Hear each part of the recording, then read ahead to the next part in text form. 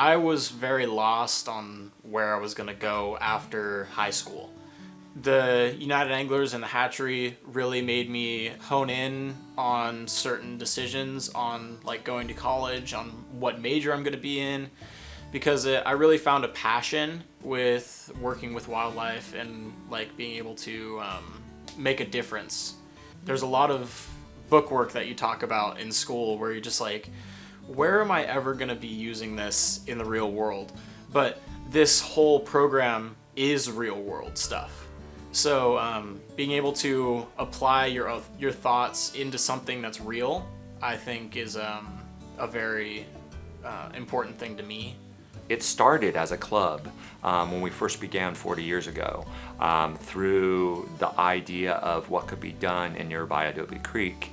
And what we found out is this provided an opportunity of a different style of learning. So many of the students coming through this program learn through application, through motion, through being able to see a problem and tinkering and figure it out.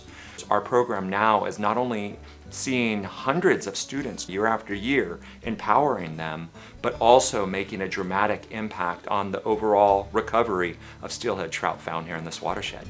2 years ago, we were approached by Fish and Wildlife, by the Army Corps of Engineers and National Marine Fisheries. With all of the drought conditioning facing California, they wanted to know, did we have the capacity to be able to help with what was happening up at Lake Sonoma with the coho salmon.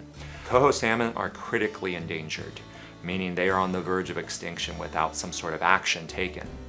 Over the summertime, the water temperatures were skyrocketing. Our facility, it's an isolated system, so we can keep the water just chilling. We brought in over 50% of the coho salmon from Lake Sonoma from a captive program to keep alive through not only the summer months, but until the conditions improved. And we met that goal. Our new permit, which is the rescue and rearing permit, is broken down into two main portions, which is rescuing and rearing. Rescuing is when we identify an unsafe habitat for fish, whether that's low dissolved oxygen, too high of temperatures. We will then remove 50% of the fish and relocate them to a higher position in the creek. The second part of our permit is we will again find a location of fish that are in a unsafe habitat. We will take 50% of these fish, bring them into our hatchery, and we will raise them for about a year until they are now ready to go out to the saltwater or the ocean.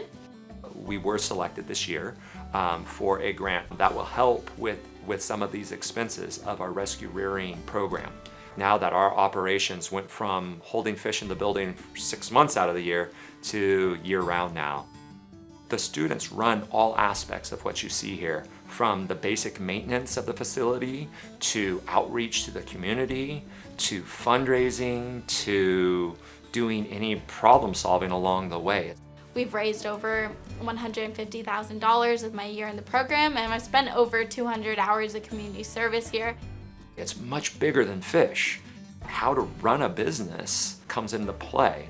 So what we try to do is that first year is to introduce them to the concept of what is conservation. How do you start the idea of inspiring change? Now you can apply that to anything you do in life. Whatever your passion is, be the best at it. These students are going to be the ones that are going to make that change.